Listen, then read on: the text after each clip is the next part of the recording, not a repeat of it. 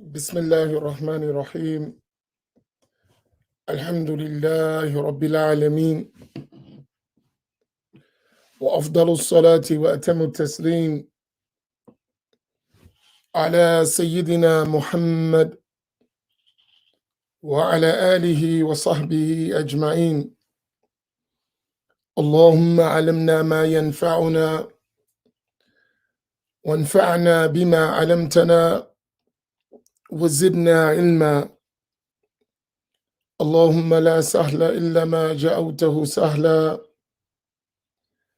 وأنت تجعل الحزن إذا شئت سهلا.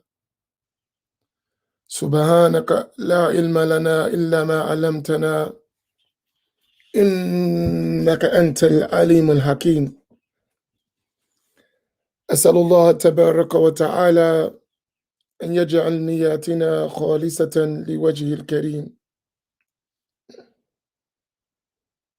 I praise Allah تبارك وتعالى. I thank Allah تبارك وتعالى. I ask Allah to send countless blessings and salutations upon Sayyidina Muhammad sallallahu alayhi wasallam, his family, his companions, and all those who follow them in righteousness and excellence until the day of judgment. And I ask Allah tabaraka wa ta'ala to grant us the sincere intentions. Assalamu alaikum wa rahmatullahi ta'ala wa barakatuh.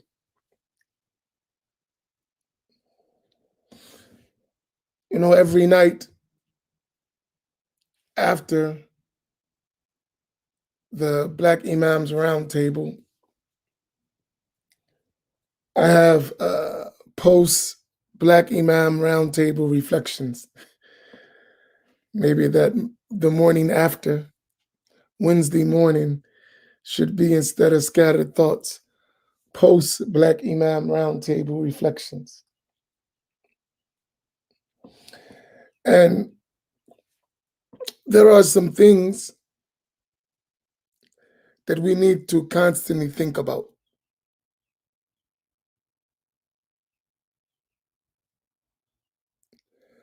That we as a people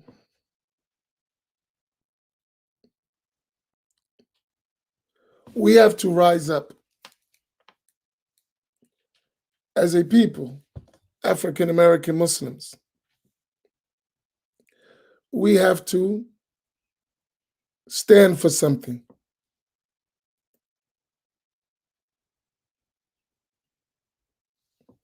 This morning, after Fajr, I was watching a video in Africa.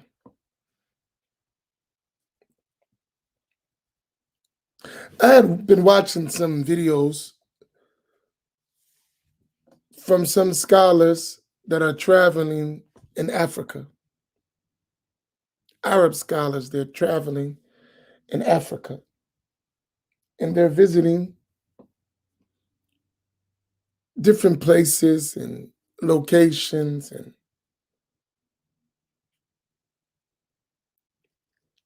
And I was looking at the dignity of the African people.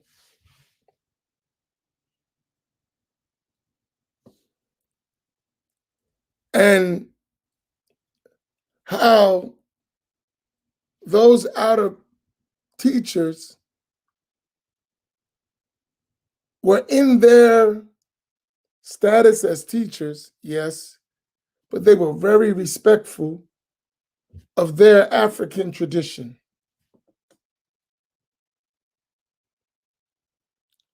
And I thought to myself, these Africans, they don't have a lot of money. They are very poor.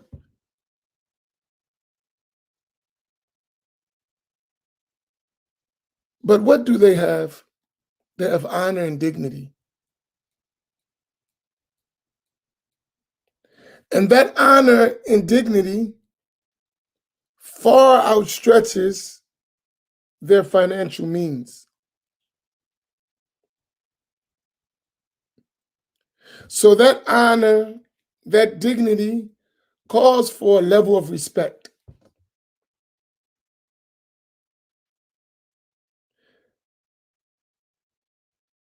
And those teachers, they wouldn't move throughout those cities without the assistance, guidance, and direction of those Africans. They didn't come to their cities and their places and act as though they owned them. They respected the natives and the customs of that place.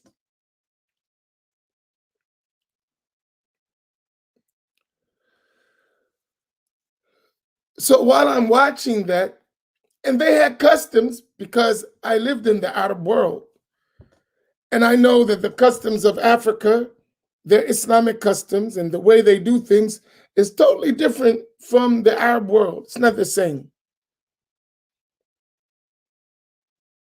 Their mannerisms, the whole thing is different. But I was watching the level of respect and tolerance and patience.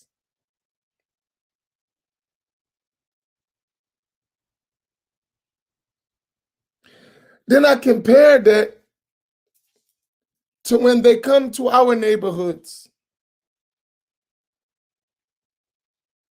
and when they come to our areas and our cities where we are the dominant population, and you don't find that same respect.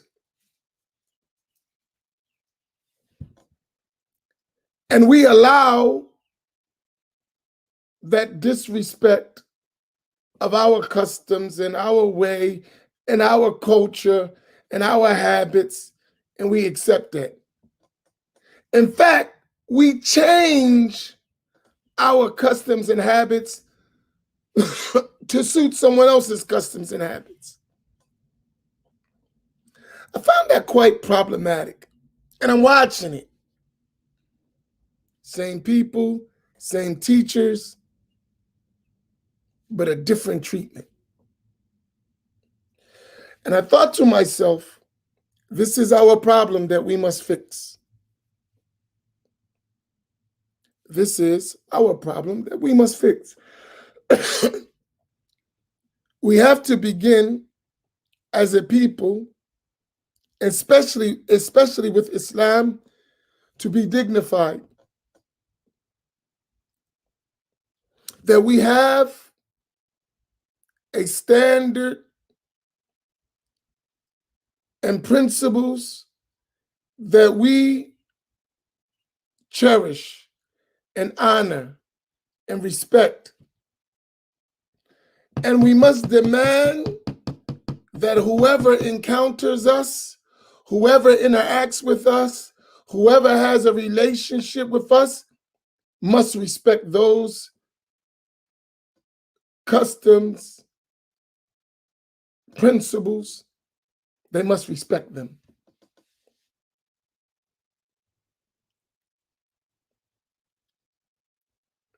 I pay attention to it. I'm very sensitive to racism. I don't know how I got, well, I was always, when I was a kid, I was like that. I just kind of got out of it. And now I realize that that's not real. It still exists and it needs to be confronted. I realize that like even more, especially when I look at my baby.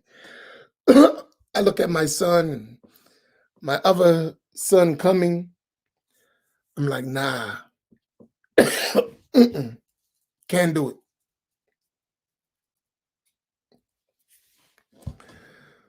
So I'm kind of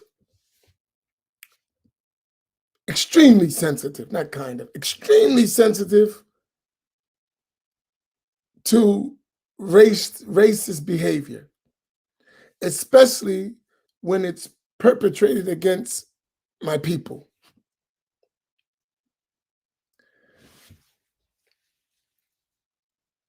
Because we've had enough. At least we should have had enough, right? And definitely we shouldn't experience that in Islam.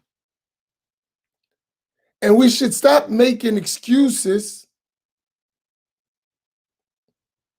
for those who perpetrate unjust behaviors towards us, unlawful behaviors towards us, racist behaviors towards us.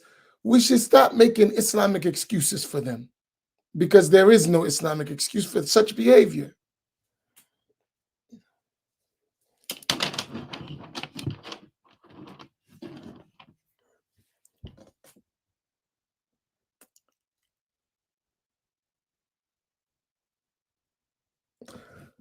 So I really think it's time for us to start looking at these things with a more critical look.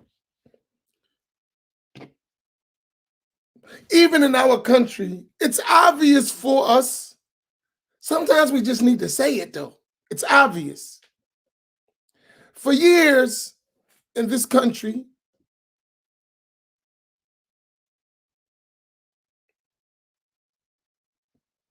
African-American Muslims have been at the forefront of ad-da'wah, of calling to Allah, paving the way for everyone else, for white America, for immigrants who have come to America. African Americans have been paving the way for Islam in this country. That's just real. If anyone knows the history of America, this has been us.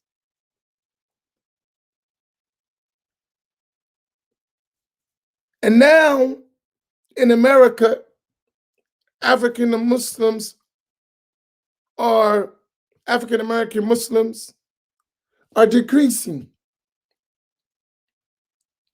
And African American masjids are decreasing. Converts among African Americans are decreasing.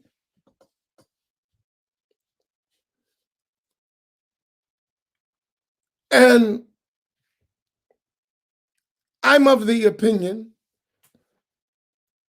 that a lot of it is related to Islam's apparent, because it's not real, Islam's apparent neglect of the Black struggle in this country. That African Americans don't feel that within Islam is the solution to their problems and their struggles. They no longer see Islam as that means. They see Muslims, even African American Muslims, as detached from reality. That's the common feeling in our communities. That's why they're not coming to the masjid. That's why you don't find a growth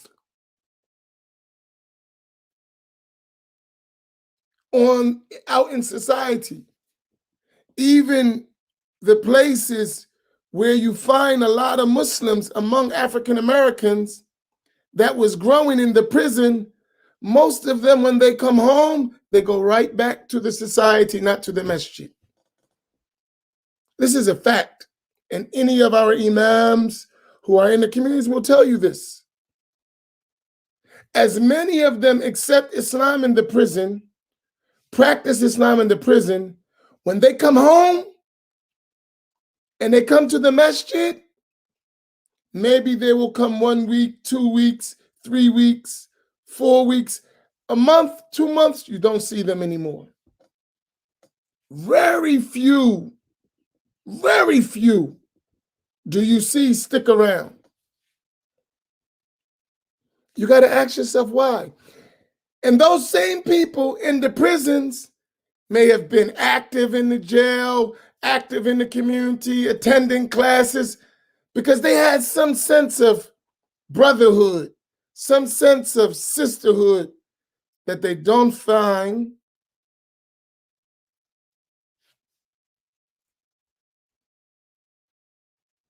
they don't find in their masjids. Where in the past,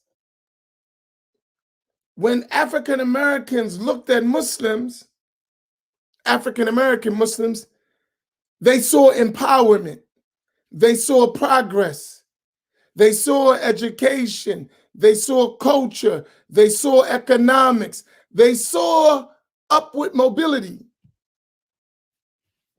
They saw sacrifice, they saw love, they saw concern. They saw all these things, which was a culture among Black Muslims. It was serve and help our people. That was a mindset of a Black man or woman who said, I'm a Muslim. In the neighborhoods, because we always lived in our neighborhoods. In the neighborhood, and Imam Fahim mentioned it yesterday, and I see it all the time. People could be on the block or on the corner smoking weed, drinking, doing whatever. And when they saw a Muslim come, oh, that's the brother, that's the sister, yo, well, put that away, put that away, put that away. They would be cursing, doing whatever.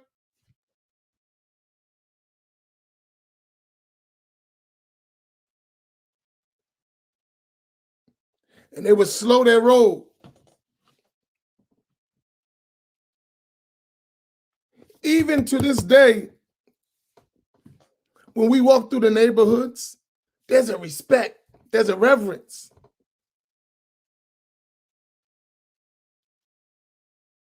Right? There was, and still is, but we ain't engaging them in that. We're not serving the communities like we should. We've been following someone else's way that hasn't served us well.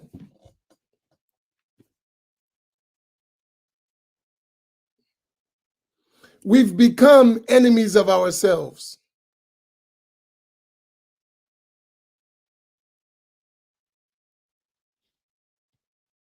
We've become enemies of ourselves. In order to fit in someone else's narrative that doesn't work for us. And we all should reflect upon that. This doesn't mean that we're not a part of the ummah. We are a part of the ummah. But in order for the ummah to be successful, every part of the ummah has to be successful. It can't be that others in the ummah can have their culture, can have their way, can have their leaders, can have their notable figures, but another section of the ummah is not allowed to have any of that, but to be in service of someone else. This is problematic. This is a problem, and we should address it. And that's one of the things which the Black Imam Roundtable serves. And the other thing is that we got to stop accepting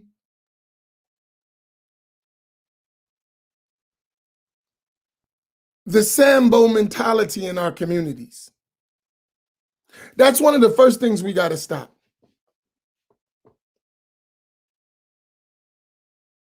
We all know each other. We are who we are. And if someone can't be us, who's supposed to be from us, we got to call that out. We got to. We have to call it out. Yo, ho, ho, ho, bro. No.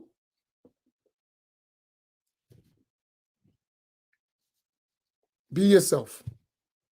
Be who you are. I don't care how you are. Be who you are. I need you to be real. Take off that mask you got on. It's not helping us. Nah, be who you are. And work on yourself if you're that bad, but be who you are. I don't need you faking it for me.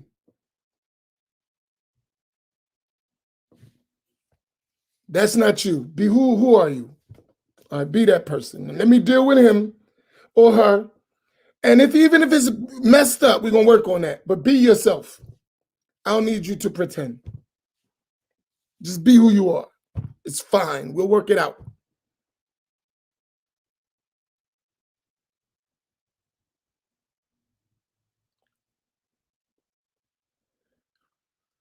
And I think that's important. If we're going to pass this deen to our children in the society they live in, we have to fix all of these issues that are holding us back.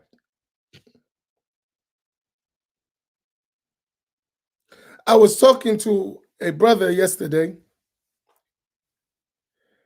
and he's building a community in Memphis, Tennessee. He's actually doing a great job. May Allah assist him.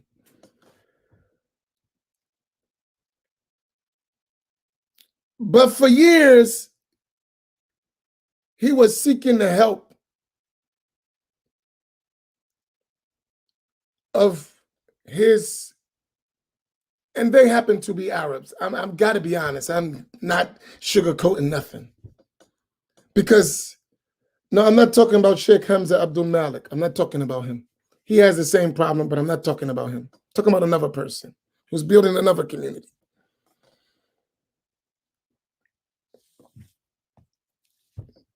But for years, he was a student of Arabs. He was serving their interests for years, decades. No, that's not bad. You're not aware of it. You will be soon. But there's a lot of changes happening. You're gonna find out a lot of stuff. Don't worry about it, Nail. And you need to get ready for the Youth Roundtable. Get your subject matters together. I didn't forget you guys.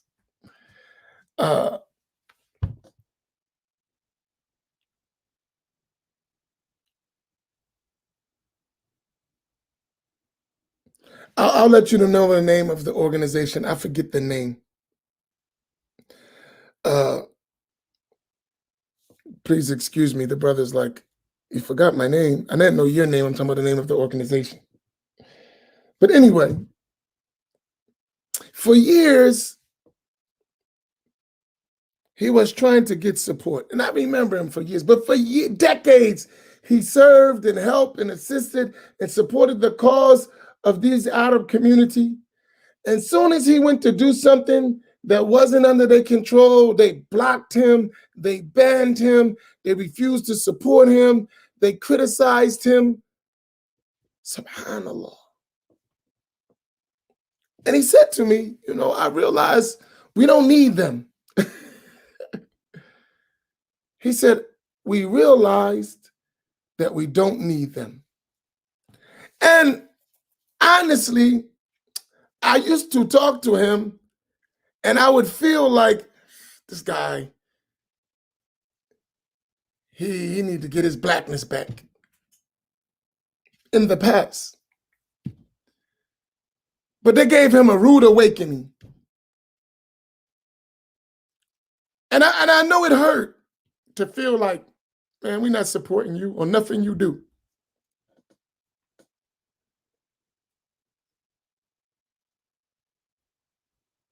And he has a major project going on. But that rejection was really his blessing. The rejection was really his blessing. I was talking to the reader, and we were talking about HBCUs.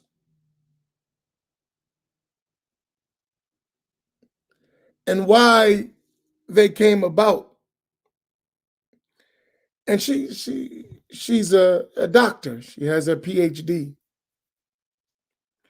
And she said, we realized that they didn't want us, so we started our own. We realized that they didn't want us, so we started our own.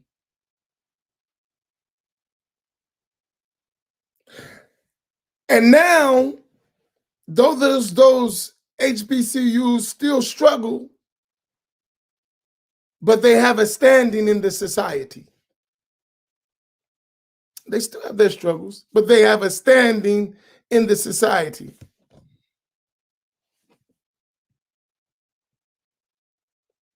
And I think we need to take a page out that book. We're going to have our struggles establishing our own.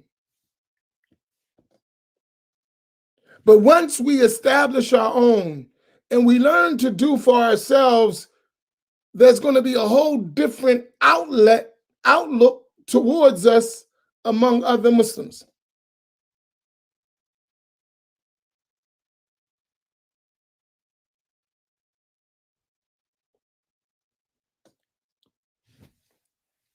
Right?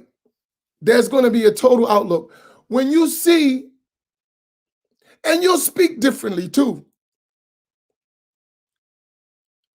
When you speak from a position of power, a position of authority, it's much different when you speak from a position of inferiority or oppression or being dominated. It's much different, right? You speak differently. When you have your own, you speak differently than when you're in need of someone. It's just the nature of human beings. If you got your hand out, you're not going to speak the same as if you're giving. It's a different feeling. The feeling is different.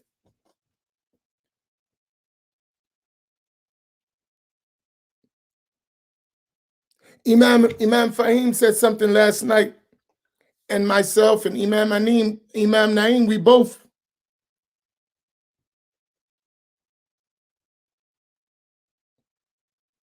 both feel the same thing. Imam Fahim, you might see him on his page, he has honored guests, right? And he said something yesterday. He said, even if I'm never an honored guest, I always have a place to go, right? I also always have a place to go. And I know that feeling. We always have a place to go.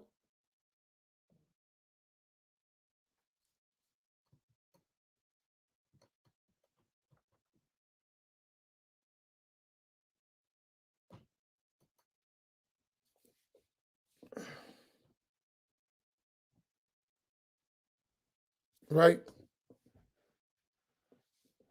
That place is called the Memphis Da'wah Association. Barakallahu bikum Sayyidi. Right? They're doing good work over there.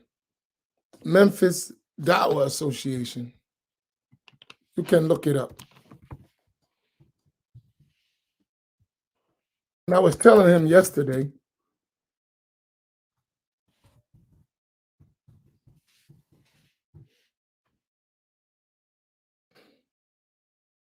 right?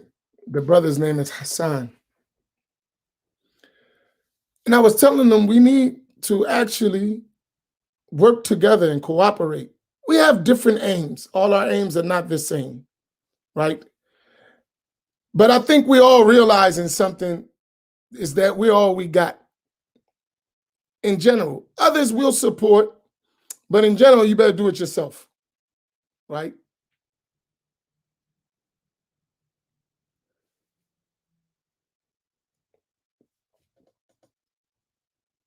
I just got distracted. Subhanallah.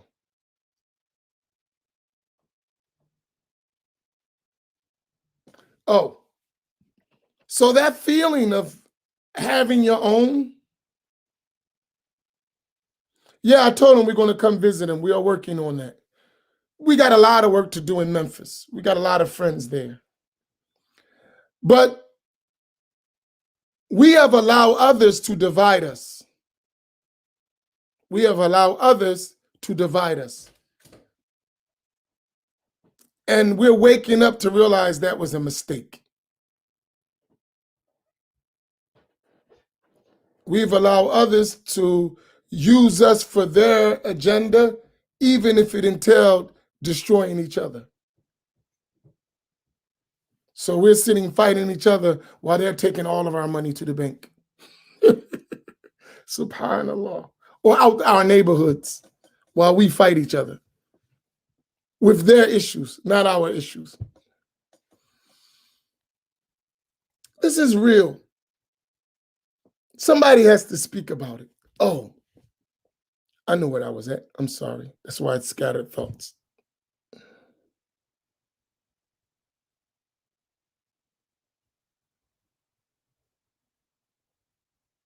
Yeah, no, I'm aware of all this. That's what I'm talking about.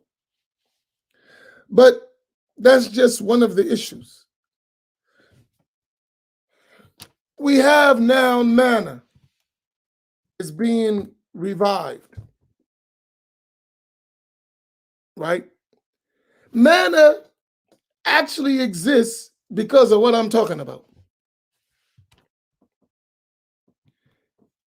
Because you had Ikna and Isna for so long that wasn't really inclusive of African-American Muslims. They allow some speakers, they put some people in some token positions, but no real direct impact on the African-American Muslim population or the concerns of African-American Muslim. Even the program were designed for the concerns of immigrants and the issues of immigrants. Hence, you have manna developed and now being reformed and, rebooted. But it's a recognition of the fact that our concerns are ignored. And then you have those among us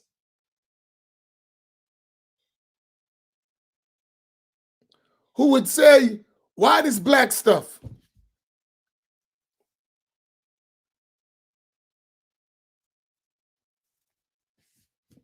Why this black stuff? Right? And they're getting that message from the same people who don't want to see African Americans ever empowered to have their own.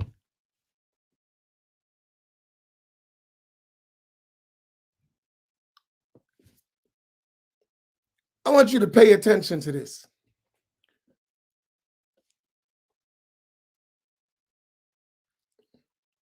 We're on our way to building something in America, around the country, that our communities desperately need. We're on that path. Pay attention who's going to be out front to oppose what we're doing. Pay attention. Pay close attention who's going to be used to try to undermine the efforts of African Americans uplifting and empowering themselves in their own communities. Those who have no concern for the community will use people from our community to destroy our communities. And they'll use religion as the means to do it. Of course, they will use religion improperly and don't apply it properly, but they'll send one of us to destroy us. Pay close attention to that. And don't forget your history. That all the time our movements were undermined. They were undermined by external forces using us to get inside. Pay attention to that. That's historically a fact.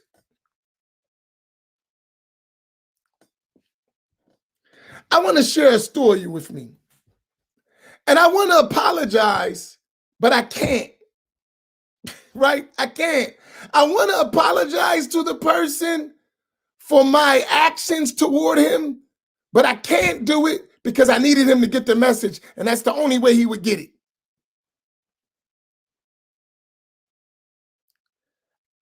The other night, I cursed a dude out. One of those house Negro Muslims, slaves of Arabs. I cursed him out.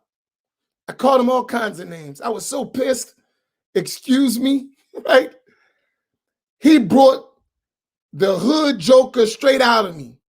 Had he been in front of him, he would have been snoring if he was in front of me. I was that angry. I wasn't angry at what he was saying. I wasn't. I understood what he was saying. It made no sense, but I understood it. What I was angry at, right? What I was angry at, yeah, I know it's not sooner. He wouldn't have got the sooner. I was trying to talk to him as sooner for about 20 minutes. He didn't get it. So he needed something he understood straight. He got it. And I hope he was recording so his boss get it. Right?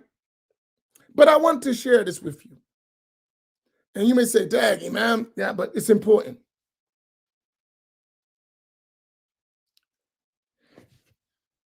He criticized two brothers, which was Brother Tanweer and Brother Tamir. You remember we had the Black Round Table and them two elder brothers came on and they spoke about what they knew? He criticized them. And he told me I was unfair to them, to his group, because of those two. I said, okay, well, you can speak, no problem. But if you come on, you're going to be challenged. You can speak. You can speak, but you're going to be challenged. Then he tell me this Arab told him he can't do it.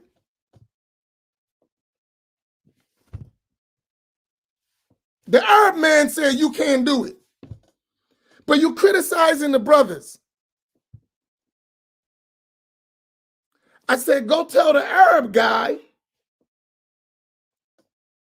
I said, go tell the Arab guy that you need to speak up because you see something wrong and you a man and you should be able to speak. He went. The Arab guy gave him permission to speak. He gave him permission to speak. Now they're lying behind watching everything we say. They got black spies all up inside the thing, listening to everything we say. Then he calls me and he says to me, I've been trying to reach you. You haven't answered my calls, like I'm hiding from you, right? This is the insulting stuff. Not realizing that had I been the Arab guy, you would have said, boss, whenever you get a chance, if you're concerned, can you call me back? With the black guy, I'm hiding from you. The insinuation. As if we don't have nothing to do, only the Arab guy is busy. We're just sitting around twiddling our thumbs. I'm just giving you my thoughts.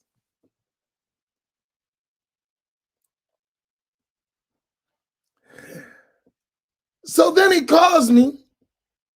I get the call. He tells me the Arab guy revoked his permission to come on the Black Imams Roundtable. But I want to tell y'all how I feel.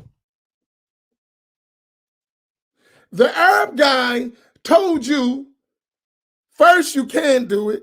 Then you manned up and spoke like, maybe you spoke like a man. I don't know what you spoke like. And then he gave you permission. Then he told you you're not allowed to speak. And then you're going to call me like you a man. So you can imagine. You can imagine what I felt like him. You can imagine the feeling. You tell me some guy who's littler than you told you no, then you went and begged him to talk to your people. He told you yes. Then he listened to your people and told you no. And Negro, you gonna come to me talking like you a man? You don't get out my face. But he wasn't in my face. It was on the phone. Luckily, he wasn't in my face. This is the black mentality we talking about. And you want to tell us what we should be doing. Man, I just smacked the crap out of you. Seriously. That's my feeling. I'm going to calm down because I might say live what I said to him. It wasn't pretty. But think about that mentality. Forget about the issue. Think about that mentality.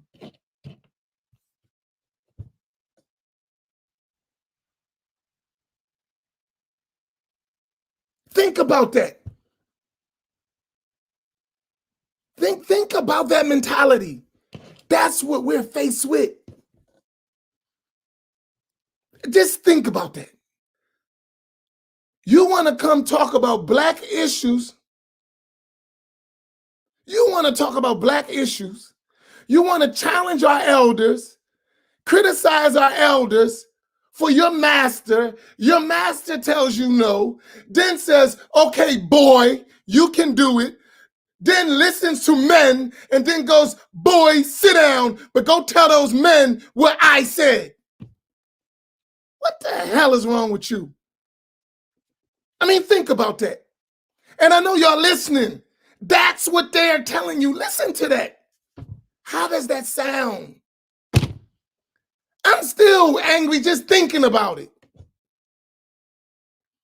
That we actually got in 2021 African Americans that are that docile, that are that intimidated, that are that much slaves.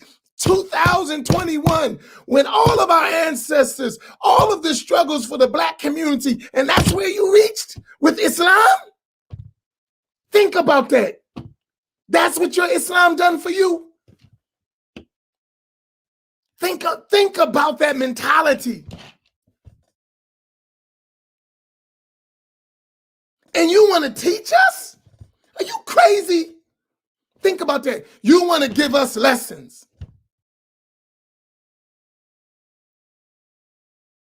Think about Imam Al-Hajj Malik Shabazz, Imam Malik Shabazz, Malcolm X. He said only an insane person would send his children to be educated by his enemy. Only an insane person would do that.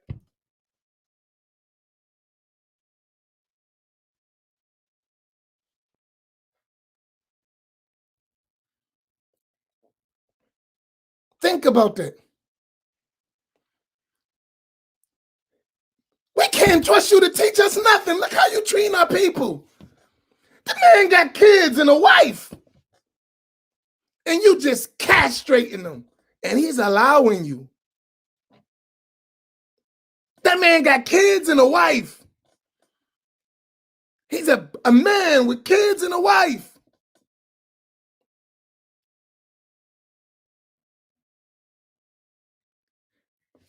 Literally scared to do good because he can't get your permission.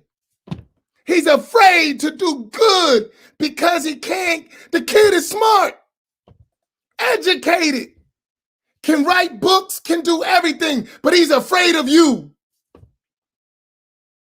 Think about this mentality. He can't even teach knowledge and spread religious knowledge that he learned from you because he's afraid of you. That's the position of the black man in America. Think about that.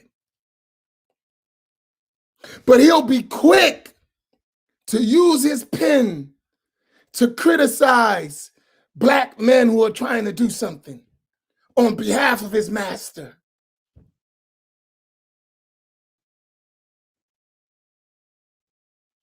I got 3 calls about this same Negro from different parts of the country of how he's trying to undermine the movement of black people.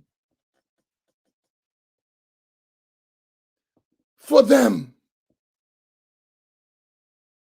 And all those black people worked way longer in the levels of knowledge for that person, and he's trying to undermine them. Anything black, we can't have it. And he does the bidding for a bunch of Arabs. I want you to think about this, man. I'm sorry for going overboard, but Winnie Mandela said people like them need to be taken out in the field, their heads chopped off and hung from the highest pole to let the slave master and the colonizer know, if you send them, we're going to crucify them.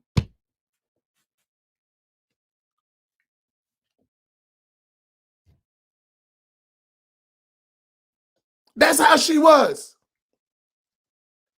Because those racist South African occupiers would send blacks to destroy blacks. She said, we're going to hang their heads from the highest pole in the square of the city to let you know we're not going for that. And even if we don't physically do that, we got to rip them to shreds with our words. We got to rip them to shreds with our words. And too many of us, for so long, have been afraid of others. Black men have been castrated by others. Strong black men who would be in the streets raging war against each other have got to become slaves and servants for others. In the name of Islam. We got to stop that stuff. Seriously.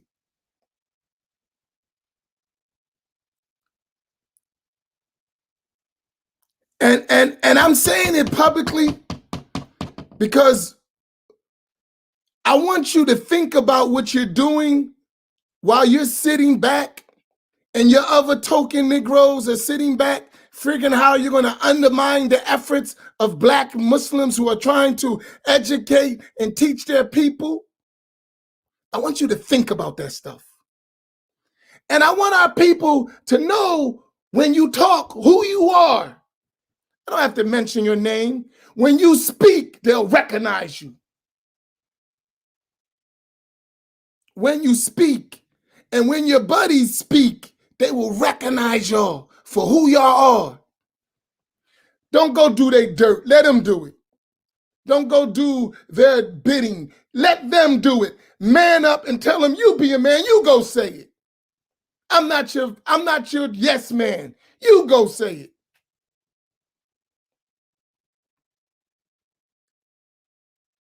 And you should pay attention. Because guess what, Sambo? When you don't do their bidding, you next. Guess what, Sambo? When you don't do their bidding, you're next. Sorry for the overtime. But this is serious stuff. Because this is a disease in our communities that we need to overcome. Had Malcolm said it, everyone would be, yes, yes, yes. I'm not Malcolm, but I have the same spirit. Go listen to Malcolm's videos in the 60s and listen to what he was saying. Go listen to a few videos, 4 or 5. He's always talking about the same issue. And come back and listen to this video again in 2021 and see if it ain't the same thing. In the 60s, he was talking about this issue. Here we are, 2021, and we're talking about the same issue.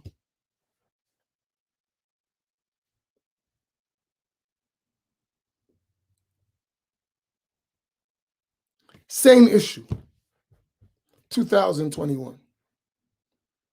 But the only thing is, he was talking about the oppressive non-Muslim white man. I'm talking about the oppressive Muslim Arab. That's deep. He was talking about the oppressive non-Muslim white man. I'm talking about the oppressive Muslim Arab. But the thing is the same. Think about that. That's a problem. That's a problem. And for whoever else fits in that category, that's a problem. May Allah help us. That's my scattered thoughts, my post Black Imams Roundtable thought. And now we'll go to post-Fajr reflections where I can calm down. Honestly, I am so upset. I wasn't always Imam Amin. And sometimes you got to contain all that stuff. You know what I mean? You got to be Imam, you got to be Sheikh, you got to bring all that in. But I don't dig that stuff at all. I don't dig that at all. Not even a little bit. Not a little bit.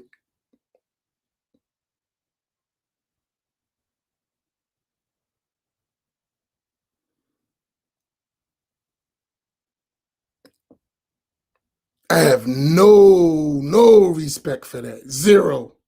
No respect, no tolerance, none of that.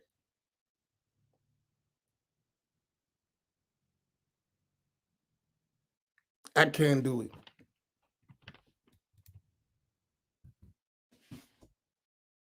And stand no tap dancing Negro. I can't do it. You know, y'all all got y'all issues. Everyone got things. I just can't do it. That's one I can't do.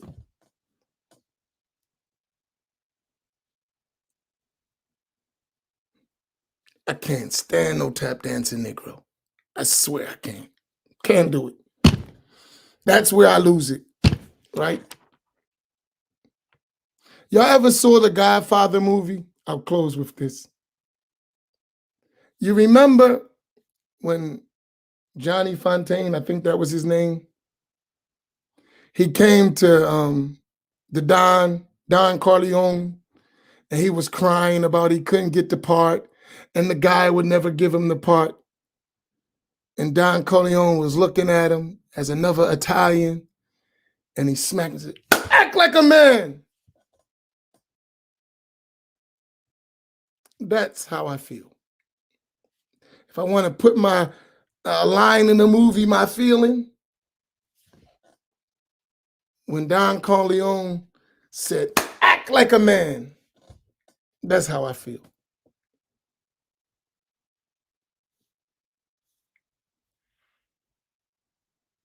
That's the feeling.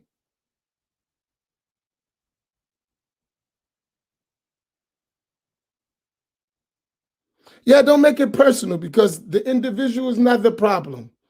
We're the problem, and he's just a representative of that problem. But he's not the only one. There's a bunch of those Negroes like that,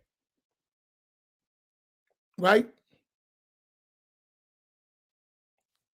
So once you understand the problem, whoever represents it, you can deal with it. You don't need to you, because now you're going to concentrate on the person, not the problem.